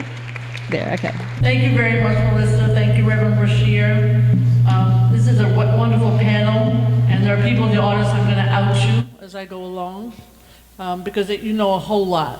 But from my perspective, as the borough president, I want Manhattan to be #1. Let's be clear. In terms of recycling, organics, schools, I know there are other boroughs, the hell with them. I want Manhattan to be #1. So just a couple of, 31% of the city's organic waste is suitable for composting. We should be doing that. 33% of our waste is suitable for recycling. We should be doing that. That's paper, cardboard, metal, glass, plastic, cartons. And the other 10% is other divertible materials, textiles, electronic waste, and so on. I have to give de Blasio credit because it was him that came up with the electronic waste when he was in the city council. And I also just want to mention another group of people, veterans. You may have heard this earlier, but the veterans who are coming back from Iraq and Afghanistan, did you mention this earlier? They are now engaged in a company that is picking up clothing and textiles from small buildings. To the credit of the Department of Sanitation, you're doing it from some of the larger buildings, and I want to thank you. But the United Veterans Council, and I'll give you the information later, is picking up textiles. It was headed up by Vince McGowan, who Brendan Sexton, sitting over there, knows well. He's on the Solid Waste Advisory Board and lives on the west side of Manhattan. So I just want to make sure, because the veterans are making a profit, and it's a wonderful startup. So we will give you more information about that. But the city needs all of these ways of getting rid of our waste. Innovation, people coming up with new ideas. I know you heard a lot about the schools, and I want to thank GrowNYC because I went to that wonderful school on the Lower East Side with you. And this school had a teacher. The teacher believed in recycling, and she had taught the students with their parents how to be master recyclers. And they got the city award, I think, last year. But it was quite inspirational to see hundreds of young people to be able to describe maybe half of what Melissa knows. But it was a very special moment, and we wish every single school could do the same. So there's a Lisa and an Emily sitting here quietly in the audience. who started the discussion in the schools. They really deserve all the credit. Stand up, you two. Oh yes, all three of you stand up, because you're the ones that started it. Lisa, stand up also. These three started all the organics discussion in the schools, and one day we were honoring the school personnel and the cafeteria and the custodian, and in walked John Doherty, who was the commissioner at that time. We almost had a heart attack. What the hell are you doing here? We didn't know. And it turned out that he had decided to go citywide on the organics composting. We were panicked because on the west side, these three individuals and a few others had 8 schools and done it right. And then like October of that year, 2014, I believe, they said, oh, we're going to go citywide. We're like, oh no, because we weren't really ready. But thanks to GrowNYC and thanks to Lisa and others, it's certainly improving in the schools. But there's a lot to be done. The schools are a challenge, but it's happening. I also want to mention, today we had a meeting. I am a Caroline Bragdon fan like none other. I mean, Melissa, thank you for mentioning her as a hero, but she got the #1 City Employee Award for all 303,000 employees. She was considered #1 this year. So I just want you to know that, and it's absolutely true. So today we met with the West 83rd Street Block Association, and it's one of 3 areas in Manhattan that has been trying to do organics, composting, recycling, and with the goal of getting rid of the rats. And I have to say, to be honest with you, it's a challenge. It's a wonderful block. There are 5 buildings, and maybe some of you here who are very involved. The Block Association is fantastic. They have a great leader. And there are people there who are dedicated to making it work. And there are supers. I don't want to forget superintendents, and I don't want to forget 32BJ and the wonderful union members who participate. The individuals, thanks to Department of Sanitation and Department of Health, have had walkthroughs. We figured out who is doing it right in terms of garbage. Who isn't? Everyone was given a kitchen container for composting. There were wonderful, the brown bins that you saw were put out. I mean, it's not hard to take it from your kitchen downstairs to the brown bin. But there is opposition. There are people who just won't do it. And there are large buildings, to be honest with you, with management that doesn't give a damn. And so it's incumbent upon others, to make it happen. People move, we're living slightly transitional. Some of the buildings, of course, that have long-term residents do it better. But people leave, they don't take their kitchen composting to somebody else in the neighborhood who might use it, so they just dump it, and city taxpayers paid for it, it should be shared, etc. So these are some of the issues. In addition, I love the Department of Sanitation, but they still have mesh baskets on the corner, so you can do all this work, and then you still have the mesh basket on the corner. The Parks Department has done a great job on Riverside Park. They are really, really trying, and so with limited funding, they have come up with better containers. So I'm just giving you some of the challenges of making a block where there's a lot of input, do the composting correctly, do the recycling correctly, and try to get everybody involved with a very transient population. And what we learned is we can get coupons for bags, we can get coupons for kitchen bins, and we can make a bit of a carrot and stick situation, because unfortunately you need a carrot. Not everybody's like everyone here in this room. We also learned that the next sign up, and I'm sure Sanitation knows this, will be in March for the buildings to start in April. So we want to make those targets. We want every single building in Manhattan, certainly on the west side, to make those targets, and I'm sure you can get that from the information. But I'm just giving a real life example of a block that wants to be a model block, and it's not an easy task. So those of you who are in buildings or in neighborhoods where you want to do it, just be aware that you have to keep telling people what to do, you have to keep getting material out through Twitter or leaflets, and it can work. I have to give a lot of credit to the supers who are actually sharing, making sure if one bin isn't filled, that they fill another bin. And it's a camaraderie experience, I think, and I want to certainly thank all the agencies who've been part of it. But that's a real life example. I want to mention that the borough president, headed up by Brendan Sexton, who's sitting right back there, we have a solid waste advisory board. And with Hallie Chu from our office and Aldrin Bonilla, we've been working with 50 residents of the borough of Manhattan to try to make some of the things that you've talked about tonight a reality. And if anybody's interested, let us know. We have given out grants. We have a fundraiser coming up. We've been giving out grants to composting community gardens, people in community gardens who really do the composting. And we've been doing it in all over the borough of Manhattan. And it's a challenge, you know, some of these communities don't have a lot of support, don't have a lot of funding, but they are devoted to taking neighborhood compost, working with the students at the schools, bringing it to the garden, and then of course using it for the garden or other purposes that are correct in terms of the environment. It's a challenge, but it is so exciting to see when it happens right. Housing Authority, New York City Housing Authority, is trying to do recycling. We have been with Carolyn on walks. They have chutes that are the wrong size. They have no chutes in some situations. The garbage doesn't really have a correct place like you might in a building that has been around for a different period of time. So they are working to try to come up with some pilots that make sense. Without getting into a lot of details, the configuration of the NYCHA developments does not allow for interior centralized space where recycling bins can be located. And in fact, I want to give a shout out to the Teamsters and the members of the staff of NYCHA, because there's often not even a place for the workers to put the garbage before it goes out at the correct time.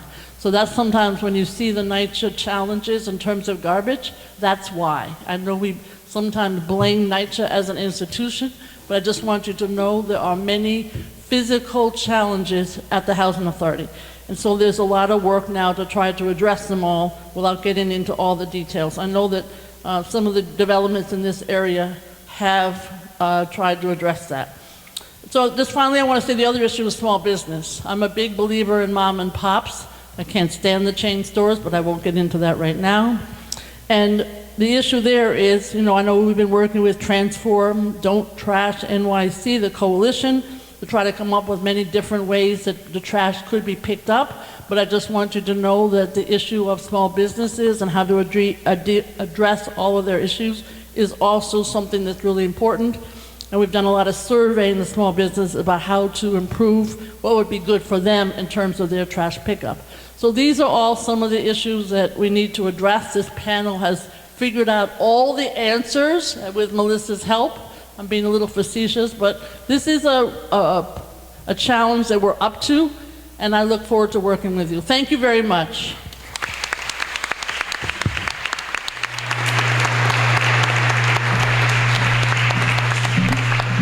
Thank you, Gale. We will have a brief Q&A, and then we also have a raffle. We actually have a lot of reusable items to be raffled off. Hopefully everyone's gotten a raffle from back. Susan from West 58th Street Block Association was manning it, so thank you, Susan, one of our coalition members. I also, before Dee does the Q&A with you, I don't think we touched enough on refusing and reducing. So very easy, metal straws. I carry this around all day. Go to Starbucks, anywhere, they'll fill it. Bamboo forks. No, I haven't had to use plastic forks and plastic straws in a really long time. I also would love to continue a conversation, maybe having a coalition of environmental groups, electeds, community members, parents, and how we can encourage businesses to incentivize reducing use, and as opposed to right now where the externalities of their waste, like those plastic single use, is we're the ones paying through our higher taxes, through health costs and sanitation costs. So that's a larger conversation, but I feel like we have to put the pressure on businesses so that they're not rewarding people for taking plastic bottles or those single-use items. So Dee, do you want to do the Q&A, and then we will do the, We'll do the raffle. Excellent. So I think it's pretty clear we've got our mandate is to create a culture of consciousness wherever you are. It starts at home. It starts with each of us individually, and that commitment carries on to the workplace, to our buildings, and out into the world at large. Do we have any questions for our panelists? Over here. Anyway, so before we became part of the Zero Waste program, I went to Fairway on 74th and Broadway and asked them if they would consider collecting compost from people that went shopping there so they could drop it off there. And their answer to me was, they were great about it. They said, look, we don't have a lot of space, and there's an issue regarding bacteria and rats. So I was wondering, number one, I guess this is both with Carolyn and with Brett, is someone working with Fairway for their own compost? I guess it makes sense that they couldn't collect for other people if they can't even do their own, but I was wondering what the progress is on that. Yes. Is this on? Yes, I've worked with Fairway on rat issues.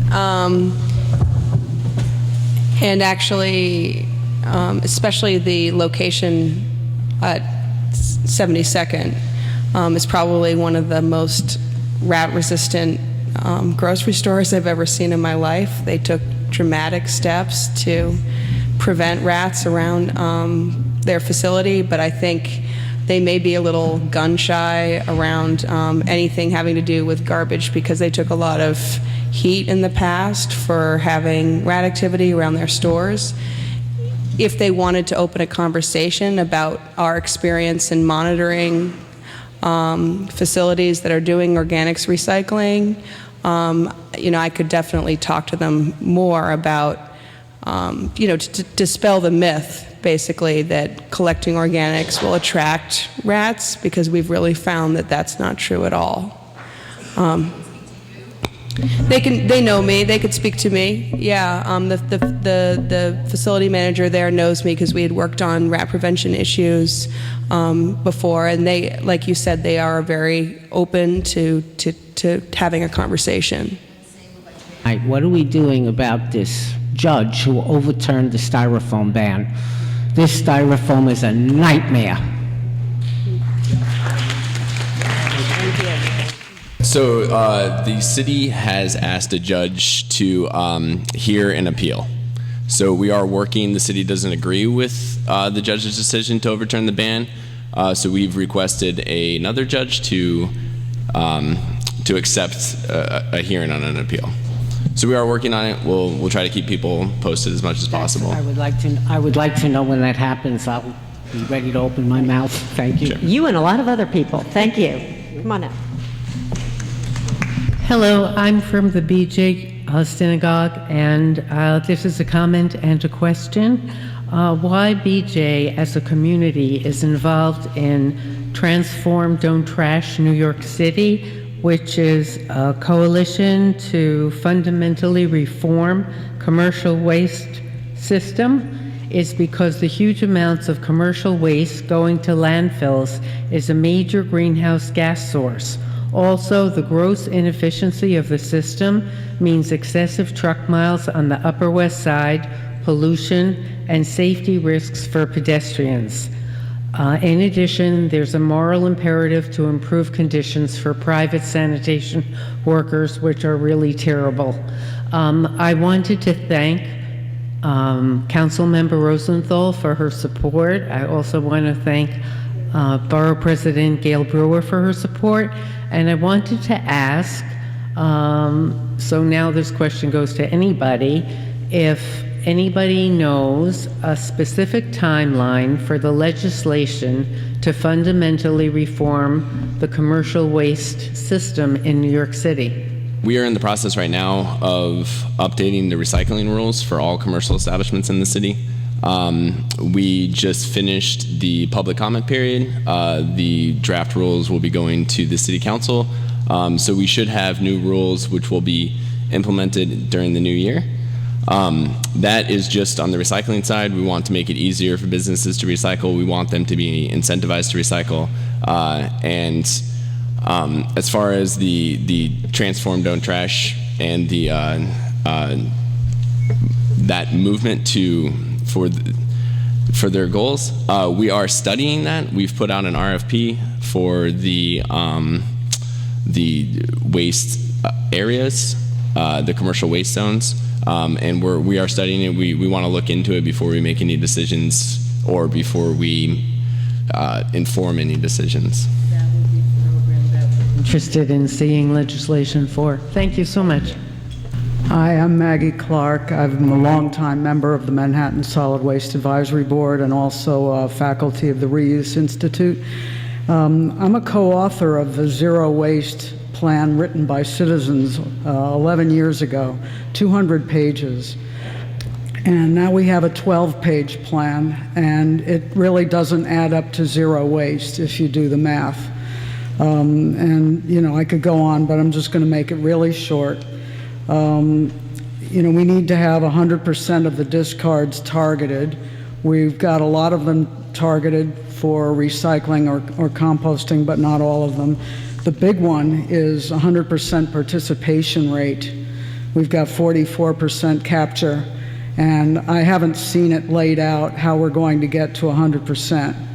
Reuse, there's not even any measurement of reuse, so we have no idea where we are there as to how to get to 100% reuse. And the final thing is, how are we going to get 100% of the materials that are made and used here reusable, recyclable, and compostable, so that all of them can end up in one of those streams. That talks to redesign of materials and packaging.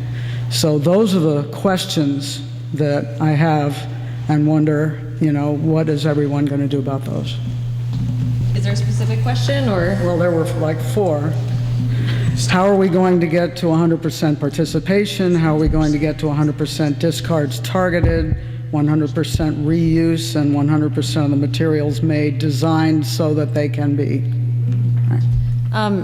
So that's going to be a huge challenge. One thing that we kind of briefly mentioned before is the idea of single stream. That is not going to solve all the problems, but if once the city has weighed the options and sees how much it costs, pretty much every community across the U.S. who has moved to single stream has seen an increase in diversion rates. So that is, you know, a few percentage points that we wouldn't otherwise have potentially. On the back end, of course, with single stream, there is the losing some of the paper will lose value, can't be as recyclable. That's at least one angle that Sims is looking at. I can't speak in regards to a specific, yeah. Hello? I can't speak as far as, you know, what the city has particularly planned, you know, over a certain period of time. I do know at GrowNYC we are ramping up, you know, opportunities and options to reuse with the Stop and Swap program. We aim to have one in every council district throughout the city. You can, even if you don't have this type of event in your neighborhood, you can actually, you know, contact us, and if you work in or worship in or have a facility in mind where you think an event like this can be hosted, we can work with you in organizing that and, you know, ensuring that, you know, there are increased opportunities to preventing waste. In regards to doing recycling outreach, you know, we're out there, we have staff people dedicated to reaching as many people as possible. So again, it's not reaching any specific particular mandate, but we do have the goal and aim to speaking to New York City residents and, you know, staff and superintendents citywide. So feel free to call us, recommend us. We can, you know, help with that. Maggie, I just want to add, I think the schools are the key. The schools will get us further, perhaps in any other one direct way. Even on West 83rd Street, we were talking today about just having no parents, just the kids, come talk about recycling and composting. Because they want to do it. And once they bring it home, then we have a chance. I just want to make sure that that's really something that we should focus on. I'm a private sanitation worker for 29 years, so I could actually tell you guys how bad the recycling is in the private sanitation industry. I've never once recycled a bottle, a can, or plastic. The way the city does it is not being done at all on the private side. I've said this before in different places. I'm a Teamster. I'm a 29-year worked for private sanitation for 29 years, and a lot of times when we talk about these things, we forget about the workers. My question is for the young lady from Sims. You know, I hear about the beautiful facility. I hear how people, you know, you guys take tours through the facility. And according to the Daily News, Sims has a $1.5 billion contract with the city. All the city trucks that come in there and dump that recycling off is unionized. They have great pay, they got great benefits. I have two questions for you. Why isn't the Sims workers at that new facility unionized? And is Sims against letting their workers unionize? Question. So our workers in the Bronx and Queens, they are in unions. Our workers in Brooklyn could unionize if they choose to, but they have not chosen to. We offer a pretty good payment package and benefits package, and if they choose to at some point, they would be able to unionize, but they have not yet. So if they choose to unionize, Sims is not against that? No. Okay. Thank you. We're going to wrap this up in a few minutes, so if we could limit it to one question very quickly. Yeah, I have a question for Eadaoin Quinn. I hope I'm saying your name right. When you get recyclables which are contaminated with food waste, do you try to clean that, and how hard is that to do, and how much of it has to go to landfill or can't be recycled because of that? And also, isn't single stream recycling going to make it harder for you to sell recycled materials that aren't contaminated with either broken glass or something else? In terms of cleaning, the biggest aspect for cleaning is definitely the rats issue.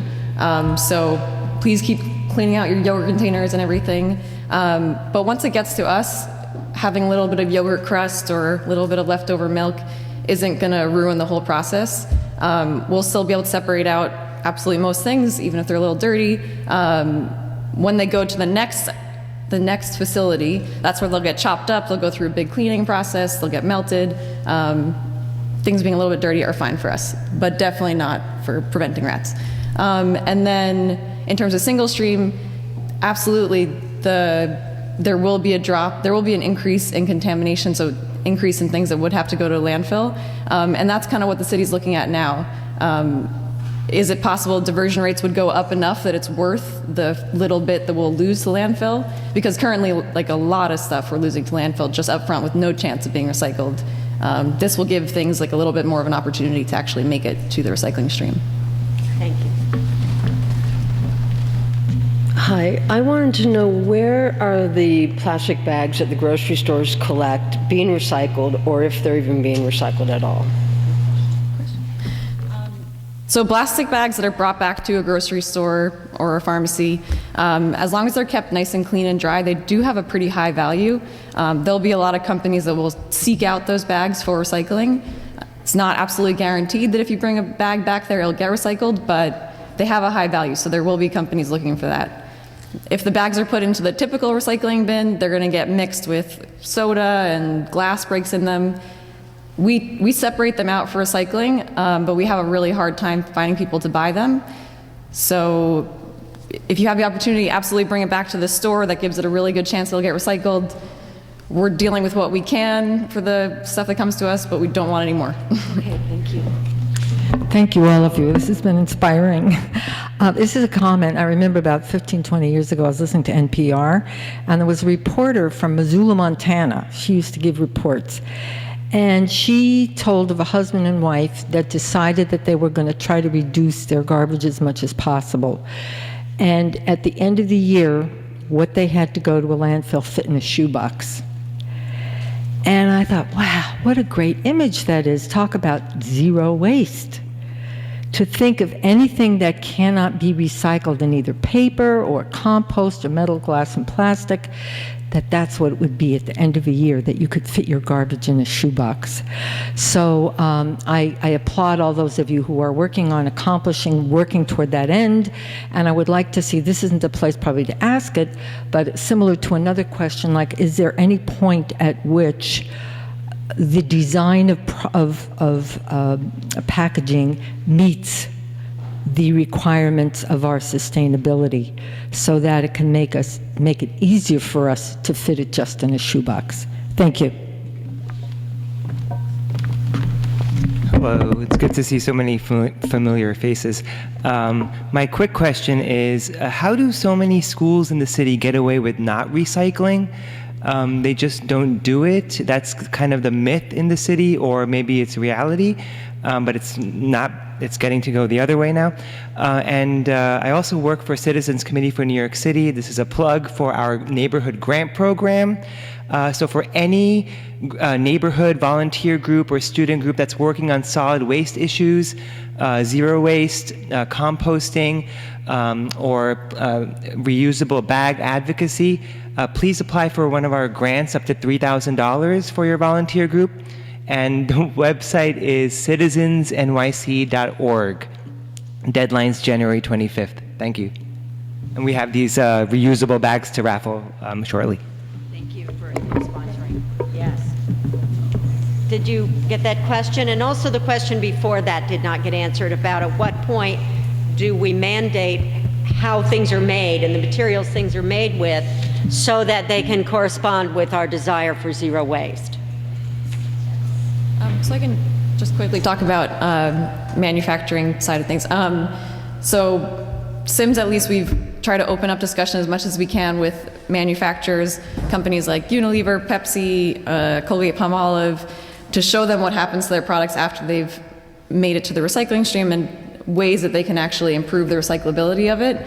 That's not any type of mandate, it's just a discussion that's been increasing lately, and there are national organizations that try to facilitate that conversation. So that's hopeful, but there's still a lot of progress that needs to be made there. Sorry, and just to add on that a little, when we started doing organics collection, there are products, compostable products, and those markets start to develop. Just because New York City is such a large place, that's the same with when foam was temporarily banned. There were places that large chains that would have to look at their East Coast supply chains and change what those non-compliant containers are. That has since gone back, but hopefully that'll change again. And cool. Regarding the question about schools, I guess one thing I wanted to, first off, is to displace or dispel a myth, which is schools get fined for not recycling. That doesn't happen. I don't think it's ever happened. It's the city fining itself. So that does not happen. But to answer your question, some solutions, two things come to mind. One is right now, the DOE is hiring, has just hired a waste coordinator, waste manager, that's Lisa Mahler, who we've heard so much, has been so influential here in this area of town. She's now a full-time employee. She started 2 weeks ago with the DOE, but they're also hiring 7 waste coordinators that will be citywide for the sole purpose of helping with compliance and enforcement issues and other logistical challenges related to recycling in schools. So that's one answer. The other answer is if you can't have a stick with a fine, you can have the carrot, which is incentives. And I think that's something that Recycling Champions has done with some competitions, but there is the Golden Apple competition at DSNY, and there are I believe even more room for incentives to publicize schools. Every principal loves good publicity, and there are a lot of other incentives that could be tied into that. In Manhattan, around 350 schools participating in organics, and about 720 schools in over 400 buildings citywide. That's on the organic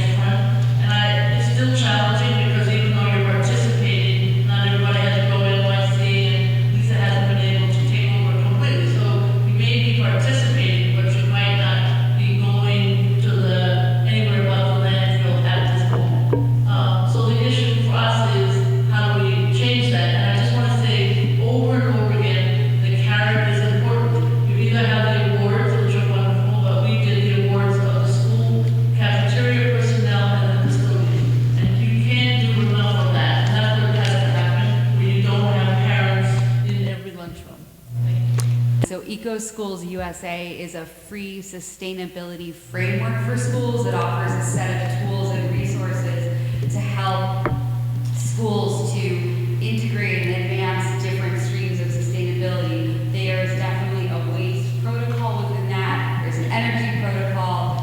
It's a free online resource, but in Emily Fano from your community, you have an incredible resource who provides a lot of direct coaching and training and support to schools as well. I think that you can just go to the website, ecoschoolsusa.org, and find a lot of great information, but also if you know Emily, definitely give her a call. Hi, Tim Keating. I've been working with rainforest relief for about 25 years, and my question about single stream was actually asked and answered, so I do have another one, but I have a brief comment first, and that is that our end of things has around recycling has really focused more on the production side of all this stuff, and I just wanted to remind folks that other than waste piling up and rats and things like that, everything that doesn't make it into the recycling bin means they got to make another one of it, and it's all coming from somewhere. Aluminum cans, hundreds and hundreds of thousands of acres of rainforests flooded behind dams just to smelt aluminum, et cetera, et cetera. I could talk about any one of these materials. So as a reminder, we have a great big incentive to recycle on the other end of things as well. We have been doing programs in schools, recycling in rainforests for young kids. If anyone wants to bring us in, we do that. So I guess my question is, how rigid is rigid? I have seen plastic bags within cereal boxes that seem actually at this point stiffer than a water bottle.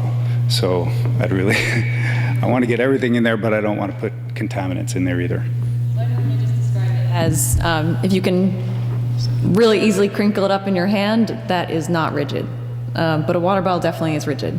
So that's my rule, but if it holds a shape, yeah. Thank you. I just wanted to put a quick plug in for another collaboration that some of you may have heard of called the New York, New Jersey Trash-Free Waters Partnership. And the reason I'm mentioning this in reference to this question is this is another new partnership. It's really focused on keeping waste, particularly plastics, out of our waterways. And the plastics that the coalition works on are the 5 Bs, and I'll try to get all of them. So it's bags, we've talked a lot about beads, which are micro beads, which is not a topic we've covered here tonight, but is worth looking into. Boxes, so the carry-out boxes, butts, which is cigarette butts, and then bottles. And we see a lot of these in our waterways. Sometimes they're flowing out from storm drains during great events. One of the, I think, strongest attributes of this coalition of many, many partners that is growing is that there are producers in the mix. And so thinking about, we haven't talked too much about the upstream issue, and I think several of you raised it, but there are a number of producers in that coalition who are thinking about how to improve the production side of plastics, or to decrease the content that's actually going out to begin with. So I think that's just an interesting thing for some of you to look at if you're interested in more information.